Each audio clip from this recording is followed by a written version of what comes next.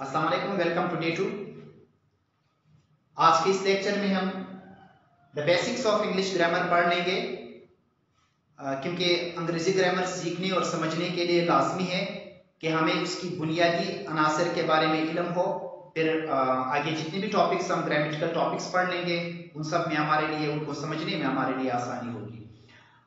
Grammar शुरू करने से पहले सबसे पहले हम जिस चीज के बारे में पढ़ना या सीखना लाजमी है, दैट्स कॉल्ड सब्जेक्ट।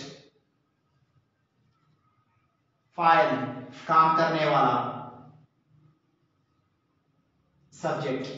सब्जेक्ट के बारे में पढ़ना या समझना लाजमी है कि व्हाट इज सब्जेक्ट। सब्जेक्ट की तारीफ हम कुछ यूं कर लेंगे कि it is the part of sentence, it is the part of a sentence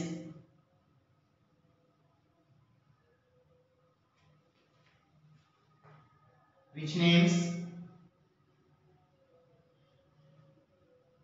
a person, place or thing we are talking about.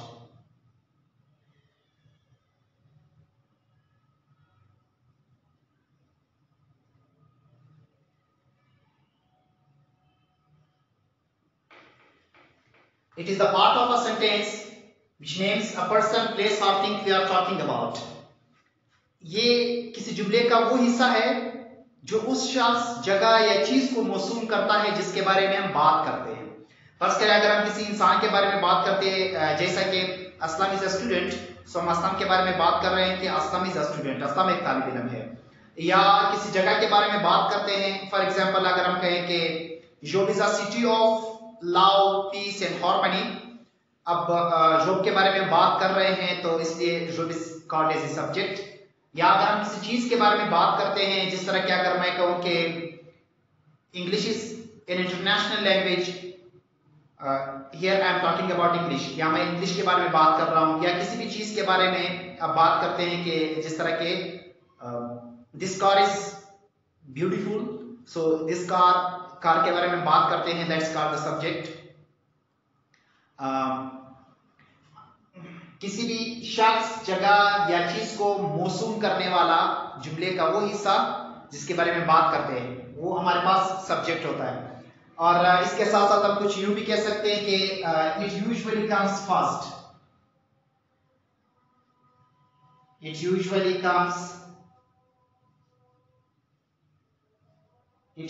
Comes first. ये हिस्सा अमूमन जुमले के शुरू में आता है। जिस तरह के नॉर्मली हम पढ़ते हैं we are student, so we जुमले के शुरू में है।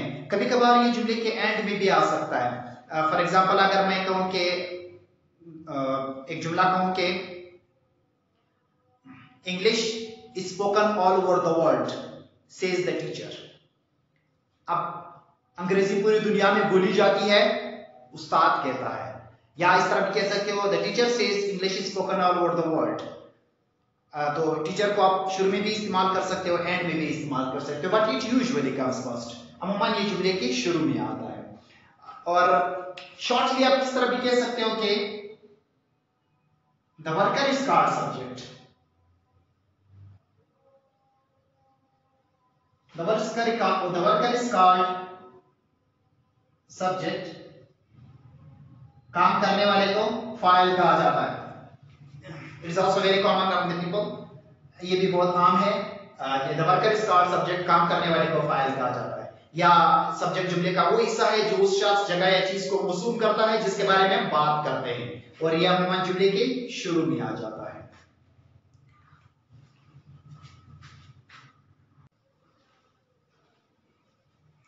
सब्जेक्ट के बाद ये उसकी पर्सनल प्रोनाउन है जिसको समझना लाजमी है, क्योंकि सब्जेक्ट के बगैर हमारा जुमला नामुकम्मल है, बनता ही नहीं है। तो इस वजह से सब्जेक्ट की ये 4 टाइप्स हम इसकी यूज करते हैं, उसके जो डिफरेंट केसेस है, जिस तरह के subjective case, possessive case, objective case या पॉसेसिव केस है। लेकिन ग्रामर की इस्तिलाह में अक्सर हम इसको subject pronoun, possessive adjective, object pronoun और पॉसेसिव प्रोनाउन पढ़ते हैं। अब इसमें इसको सीखने के लिए हम इस्तेमाल इस तरह इसको सीखते हैं कि I, my, me, mine, we, our, us, ours, you, your, yours, they, their, them, theirs, या he, his, him, his, she, her, hers, it, its, its. अब आई, माई, मी, माइन, मैं, मेरा, मुझे, मेरा, इसमें इसके सब्जेक्टिव केस है जो बतौर फाइल इस्तेमाल होते हैं। ये पॉसेसिव है जब हम किसी चीज की पोसेशन यानी मलकियत को जाहिर करते हैं, जिस तरह के हम कहते हैं दिस इज माय कार, तो पोसेशन या मलकियत को जाहिर करने के लिए हम इसकी पॉसेसिव के इस्तेमाल करते हैं। जबकि ऑब्जेक्टिव केस हम जब बतौर ऑब्जेक्ट हो, जिस तरह के हम कहते हैं कि ही कॉल्ड मी, उसने मुझे बुलाया, तो बतौर ऑब्जेक्ट इस्तेमाल होता है, फिर हम उसकी ऑब्जेक्टिव केस इस्तेमाल करते हैं। अब इसमें सिर्फ इसकी जो ये दोनों पॉसेसिव केसेस है, जिनके पॉसेसिव एडजेक्टिव और पॉसेसिव प्रोनाउन है, इसमें थोड़ा सा फर्क है, क्योंकि यहाँ पर माई का मतलब भी मेरा है और माइन का मतलब भी मेरा है, या इसी तरह आवर का मतलब भी हमारा है, आवर्स का मतलब भी हमारा है, या योर, योर्स है, इस तरह। लेकिन इसकी इस्तेमाल में, इसकी यूज में फर्क है। जहां तक पॉसेसिव एडजेक्टिव है, my, our, your, their, his वगैरह, they are always followed by object. इनके बाद आप ऑब्जेक्ट इस्तेमाल करते हैं। जिस तरह क्या मैं कहता हूं दिस इज माई कार, माई के बाद मैं कार यूज करता हूं, या दिस इज माई चेयर, या this is my book, whatever, यानी इसके बाद आप ऑब्जेक्ट इस्तेमाल करते हैं। और जहां तक पॉसेसिव प्रोनाउन की बात है, possessive pronouns are never followed by an object. इनके बाद ऑब्जेक्ट इस्तेमाल नहीं होता। अगर मैं इस तरह कहूं कि दिस इज माई कार, माई की जगह अगर मैं पॉसेसिव प्रोनाउन इस्तेमाल करना चाहूं तो मैं कहूंगा this car is mine. Car को मैं माइन से पहले इस्तेमाल करूंगा। This is my book, this book is mine. This is our class, this class is ours. सही, यानी जहां तक पॉसेसिव प्रोनाउन है, पॉसेसिव प्रोनाउन के बाद कभी भी ऑब्जेक्ट इस्तेमाल नहीं होता, बल्कि ऑब्जेक्ट इनसे पहले इस्तेमाल होता है। और जुमले की मफहूम पर कोई फर्क नहीं पड़ता। अगर आप इस तरह भी कहें कि दिस इज माई कार या this car is mine, both have the same meaning, मानी दोनों की एक ही है। सिर्फ और सिर्फ फर्क इसमें है, अगर आप पॉसेसिव एडजेक्टिव इस्तेमाल करते हो तो ऑब्जेक्ट इनके बाद आएगा, और अगर आप पॉसेसिव प्रोनाउन इस्तेमाल करते हो तो ऑब्जेक्ट इनसे पहले आएगा।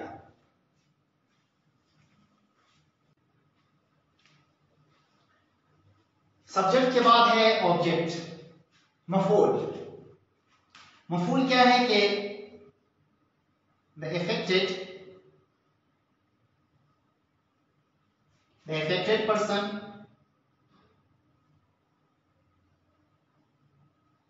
place or thing in a sentence is called object.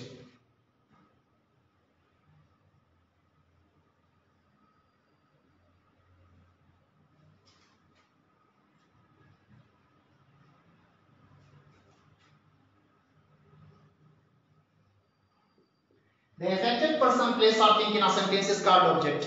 किसी जुमले में मुतासरा शख्स, जगह या चीज, मुतासरा से मतलब जिसके बारे में बात हो रही हो, जिसके बारे में, जिस पर कोई काम हुआ हो, सही, कोई काम उस पर हुआ हो, उसके बारे में बात हुआ हुई हो, कोई काम हुआ हो, अफेक्टेड हो, चाहे वो पर्सन हो, प्लेस हो या थिंग हो, तो उसको हम एज ए ऑब्जेक्ट जानते हैं। या नॉर्मली हम उसको कुछ यूं भी कह सकते हैं कि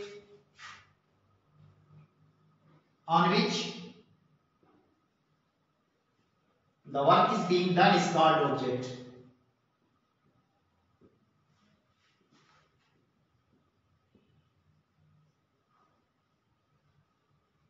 On which the work is being done is called object.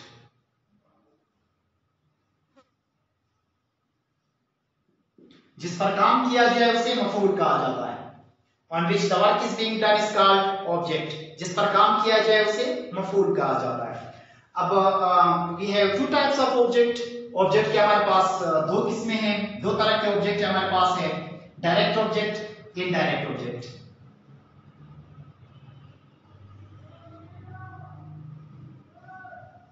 Direct object, direct object क्या है? सच object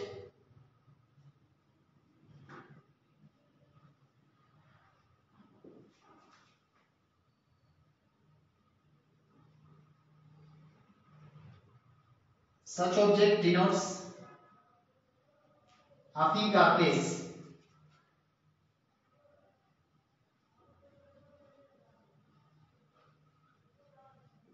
Such object denotes a thing or place. Direct object हमेशा किसी चीज या प्लेस जगह को जाहिर करते हैं, जबकि indirect object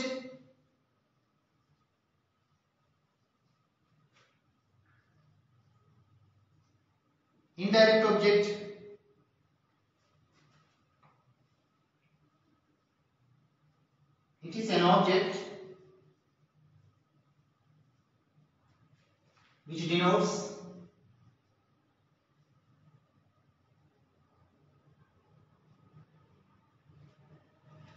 a person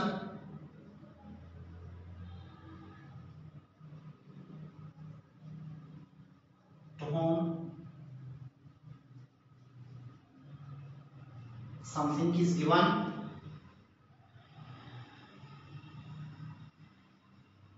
or for whom something is done.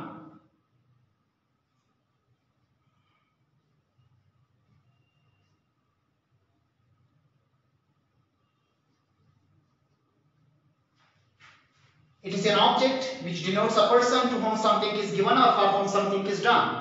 एक ऐसा ऑब्जेक्ट है जो उस शख्स को जाहिर करता है जिसके लिए कोई काम किया गया हो या जिसे कोई चीज दे दिया गया हो. Means indirect object denotes a person while direct object denotes a place or thing. अब अगर एक ही जुमले में दोनों को इस्तेमाल करना हो तो हम कुछ यूं इस्तेमाल करते हैं. फॉर एग्जाम्पल, अगर मैं कहूं कि